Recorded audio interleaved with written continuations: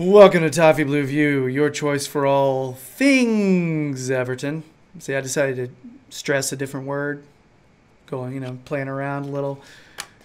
Gerry, Max, Terry. Surely you know their names by now. We are going to roll into a little segment here about our Icelandic wonder. The Iceman, Gylfi Sigurdsson, has been in really good form this season. And there's a number of reasons for that. I'm sure we'll get to those. Last season, he played 27 games, had 4 goals and 3 assists, and everybody was like, man, you overpaid for him, man. Well, this season, 13 games in, he's had 6 goals and 2 assists, and he's just playing both ways, equally hard on defense as he is on the attack. It's been strong from Gylfi this season. So, Max, why don't we start with you, because it's your turn. What do you think is contributing to Sigurdsson's good form? As you say, many things, but interestingly for me, I've been asked to do an article on Sigurdsson that I'm going to try and get out in the next week or so. But it's almost as if it's the Sigurdsson that was at Swansea. Like, he was very much a talisman for Swansea, and I think it's proven the same now. He's winning games for us now. He's he's a match deciding player. Obviously, he wasn't that as much last season, as you've said there. You pointed to the stats. It wasn't as much of a fruitful return, you can say. Obviously, the turnover in management, putting him out on the left, it obviously would do him no good. Shipping out the likes of Rooney, Klassen, giving him the number 10 shirt, putting that responsibility on him, saying, you're the playmaker now. You're who we're going to look to turn defences into attacks and to take all the set pieces. And he's just absolutely marvellous to watch, isn't he? It's absolutely fantastic. Even when, as you say, that Cardiff game, it wasn't the prettiest of performances. And I think when I was having a little look at his stats, they weren't even that great. But as I say, he won us the match. And it was a big match too. Obviously, it's his old rival. Obviously, being an ex Swansea player, and you could argue, you could put that forward. That's a big game. Obviously, he scored against Swansea as well last season. Scored against Liverpool last season. Scored that absolutely fantastic fantastic goal that won us the game against Leicester. Put in a match-winning performance against Fulham.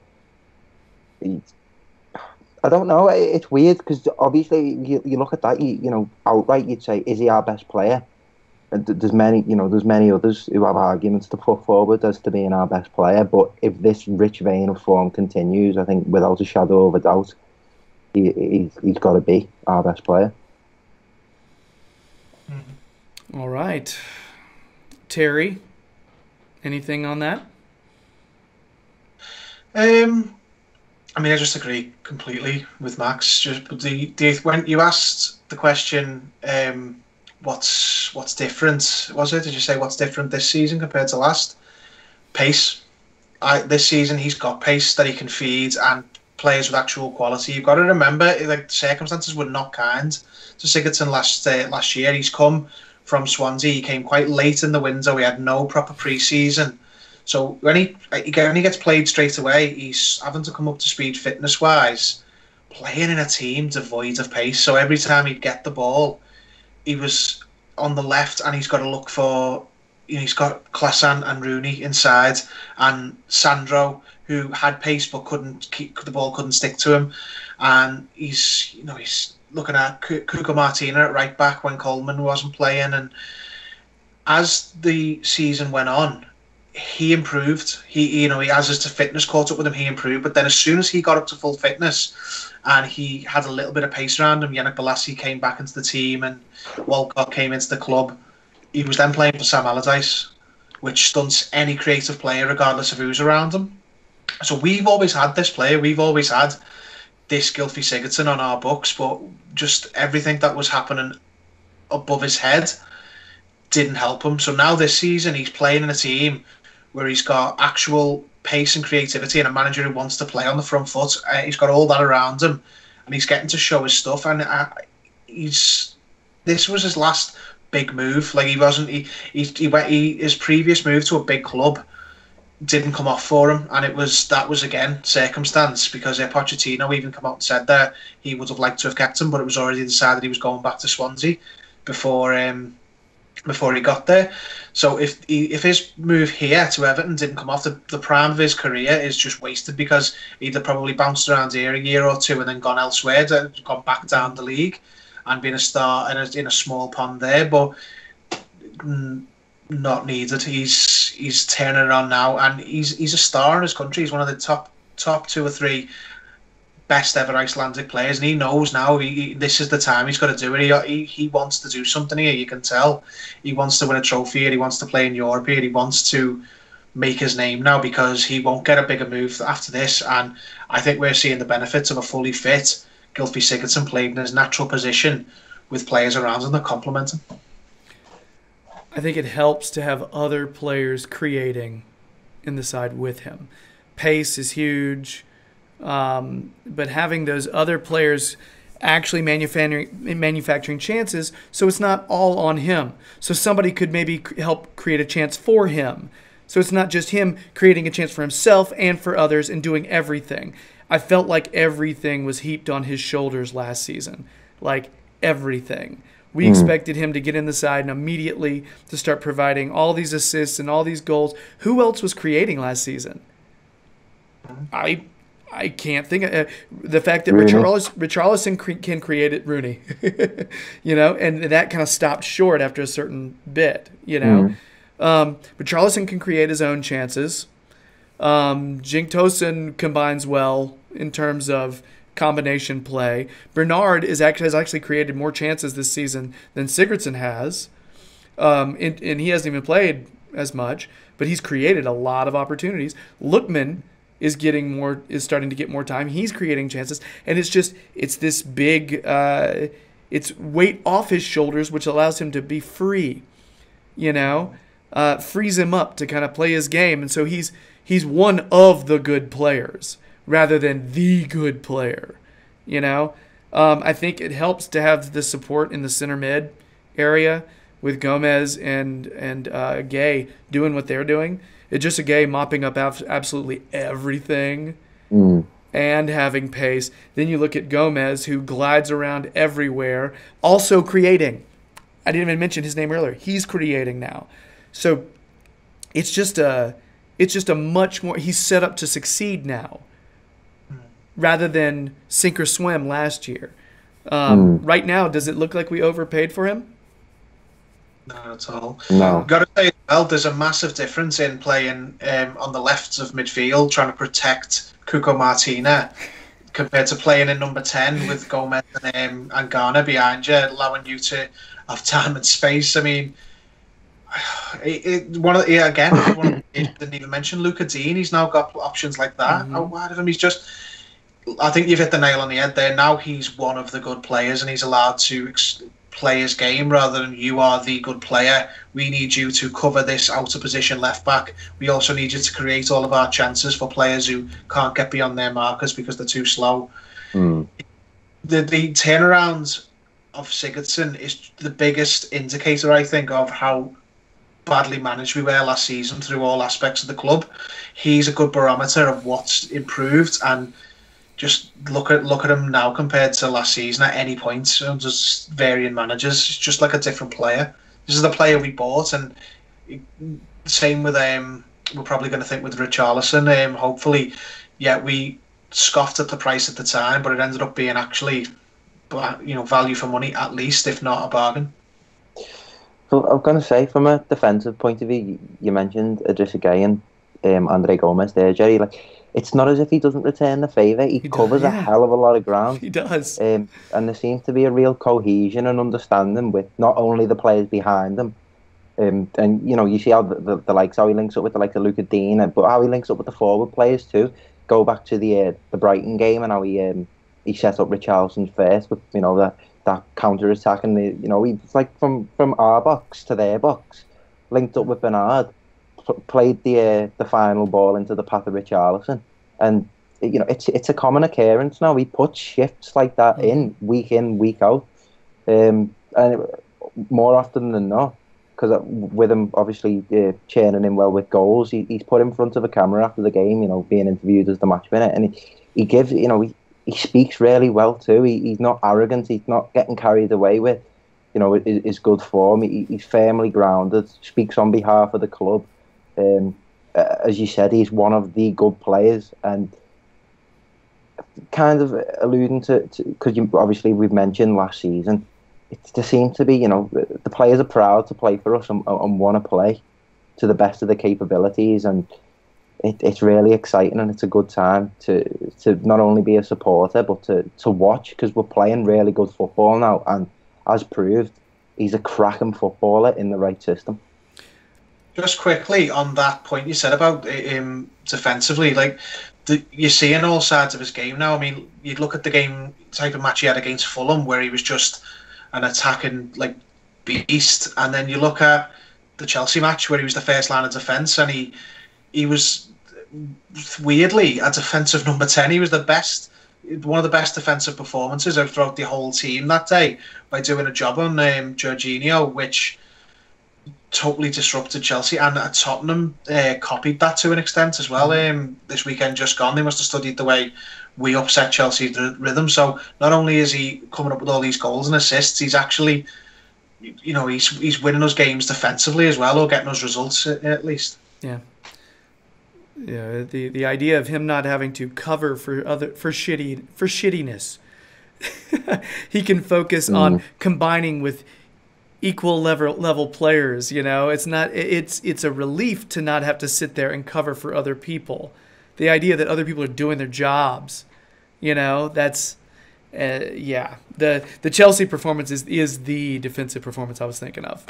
The idea where he was disciplined defensively, fitting into that game plan. It's just, I give a lot of props to the manager on this, So I've seen some arguments on Twitter that Sigurdsson's performances with Tosuun up top are stronger. He tends to score. I think last game was his first game scoring when Tosuun wasn't in. I think that's right. Do we think that matters? Is it a situation that maybe Sigurdsson doesn't score as many goals when Tosuun's not in, but the rest of the team scores? That's an interesting point, because the same point was raised about Richarlison too, wasn't it? How he kind of links in well with Tosuun. But I think Tosuun, I've reiterated the point several times, I think Tosuun's a really good playmaking forward in terms of holding the ball up and linking up with players. I don't know. I wouldn't say it's a determining factor, because I think everything's just kind of going his way. I think Terry listed the amount of things that weren't going his way last season, and now things all seem to be pointing up, and confidence is there whether Tosuun's in the side or not. He's kind of that chief creator, and he's got a clear understanding of his role and knows what he has to do in there, and that approach may switch depending on who he's got in front of him as a centre forward, or whoever he's got to link up with out wide. But no, I feel like that takes the credit away from him somewhat. I just think he's been absolutely fantastic this season. Yeah, I mean, I think it's not an indictment of any of the other players. I just think all the attacking players benefit from having Tosuun around. I mean, he's such a good foil of a striker. Like Max said, he's like a sort of playmaker striker, but not even in the sense of, the sort of little link-up play you can do. Just having that orthodox number 9 in, against the opposition back four, it makes it easier for other attacking players, because the opposition defence change the way they play to play against Tosuun than they do from Richarlison. So he'll create more space for them. So I wouldn't be surprised if Lookman, Walcott, Bernard, Sigurdsson, I wouldn't be surprised if they all benefited when Tosuun's on the pitch, just because it's the same with a lot of clubs. If you can, especially when he comes off the bench, if you're playing against the defence that's been playing against Richarlison all game and playing one way, then to suddenly switch it up and be tired as well, then you're going to find yourself with more space. And the more space Sigurdsson has, the better he is, because obviously we know what kind of strikes he can hit from distance, and he's got more time and to look and see pick the right pass. So it's just one of those things. Some players are like that. They bring the best out of others, even if they're not scoring themselves. And I think Tosuun is one of those players. Yeah, I'll be curious to see December how we're varying things up when it comes to those combinations. I was happy to see Tosuun get in because I do think he gives us a different look, a different style. Lately, he's been bringing in Calvert-Lewin for Richarlison because he's. I think I've heard a lot of people say that Silva's system works best with a speedy number 9. Yeah, I'm anxious to see how that shakes out. Last question: do we need to sign a backup for Sigurdsson moving forward? Because right now, let's say Sigurdsson can't play. Who steps in for him? How are we? Is it a Bernard situation? Is it a Kieran Dowell situation? Or is it something where is it a Tom Davies situation? How do we roll on that? Because I don't really know, because I feel like Bernard's getting really comfortable playing on that wing, Yeah, I think for the sake of for quality and numbers, I think you'd like to see a player brought in. Mm-hmm. I bring the case forward. I'd love to see Tom Davies playing that number 10 role. I think that would benefit his career a lot if he was just given, obviously with January coming up, I'd love to see it go ahead against some of the lesser teams in the league. But I'd like to see us bring in another number 10, but I can't see them unseating Gylfi anytime soon, particularly with his confidence at the minute. We do definitely need someone. It's difficult though, because a lot of clubs will have this problem with all their top players. Like, how do they sign someone for a position where the player who's coming knows there's an established top player in that position that they're not going to unseat straight away? I mean, we have got a player who could play there, but he's not at the club. It's Nikola Vlasic, and we've covered that in other videos. But I agree with Max entirely. I would like to see if Sigurdsson, touch wood, was to come out the team, get injured, whatever, or just be rested in the Christmas fixtures coming up at some point to keep him fresh. I'd like to see Tom Davies in that position, not because he's going to play the same game that Gylfi Sigurdsson does, because he's not, but I'm not a big believer in the in switching your formation around to accommodate one injury. I think if you were able to do a like-for-like swap, even if there's a bit of a drop-off in quality, I think that is more beneficial to the team. Obviously, anyone comes out at this point, they're going to try and get Lookman in because he's playing so well, but I just wouldn't want to be taking Bernard off that side where he's establishing himself. He's still learning the league, remember, he's still learning the rest of his teammates. You don't want to be going, right, well, you're playing number 10 for a couple of games, then you're going to go back out. But there's loads of options. I mean, you could do that and put Tosuun in instead, and then put Richarlison back on the left for a bit. But I think for the shape of the team and for the style of the team, I think giving Tom Davies that advanced role, almost like he did with Koeman when he first broke through. He was in with Sigurdsson, Schneiderlin, and Garner Gay. He was sort of like, of that middle three, he was the one who had the license to get forward, not so much an off the striker number 10, but arrive from deep kinds of striker who can turn up in different parts of the pitch, go beyond the striker, and help where you need it. And I think Tom Davies would actually play better there than further back where he has been playing. I also think he's more well equipped to handle the defensive responsibilities of that position. In Silva's system, we've seen how much defense, we talked about in this video, how much defense Sigurdsson has to actually help with. And I think Tom Davies is the only one of the names we mentioned that could handle that. Don't think Bernard could handle it. And Kieran Dowell, while I think he can handle the attacking responsibilities, I worry about the wear and tear on his body, going back and forth. I don't know if he can handle all the defense that he would have to be actually performing. Having said that, I do think we're probably going to need someone to come in and be able to. We're going to need more depth at that position. Makes you laugh, doesn't it? Considering how many of them we brought in last summer. Was he looking at the market for more number 10s? I wish again? Vlasic would have been fine with not starting every game, because that's why he's gone. It's the only reason. I think Silva would have been fine with him staying. I think he would have been our backup there, and he just wants minutes right now. After last season, I can't blame him.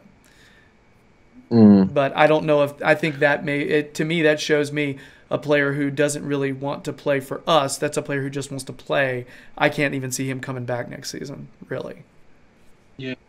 Yeah, I'd be surprised as well, but you never know. But I think, honestly, Tom Davies could surprise people. Like, it's been such a long time when he's been played in a sort of attacking position.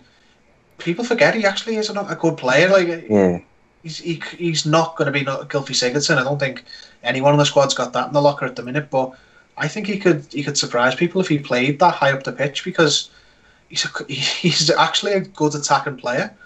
Yeah. And he's got the ability to draw fouls, which I think if you're playing in that number 10 role. But to be honest, I think it's just a given in this Everton side anyway. You're going to have players hot on your heels. But it seemed like a particular skill of Tom Davies, with his back to goal to draw fouls. He uses his body really smart, and he knows when to feel that contact, when to go down. You add that, you're going to be absolved of a bit more defensive responsibility if you put further up the pitch. One thing I've pointed out about Tom Davies is when he is playing one of the protecting roles a bit deeper, he's often caught out on the counter-attack for not having enough pace to keep up. True. You absolve him of that responsibility as much, and you might see a much better side of his game. I think that all makes sense. That would be my choice. I agree with you guys. All right. Anything else on Sigurdsson here? Keep it up. Please do. Yeah. Stay healthy, please. I guess that's it for our Sigurdsson's good form segment. Long may it continue. If you've been digging what we do, please subscribe to us. Hovering in the 1340 range at the moment. Been growing a lot lately, so gracias, mis amigos. If you want to see more Terry, check him out. Liverpool Echo fan Gerry. Keep an eye on his Twitter profile for him updating and when he's going to be on there. Also look at Max's Twitter profile. He'll be telling you the numerous podcasts on which he appears, and additionally the Toffee Blues website where he drops knowledge in text form. So yeah. Analysis from those guys if you want more. I think that's it for that. We're going to move on and talk about Gabigol and Ndombele. Will they be Toffees in the near future? Let's just talk about them. How about that? And bye.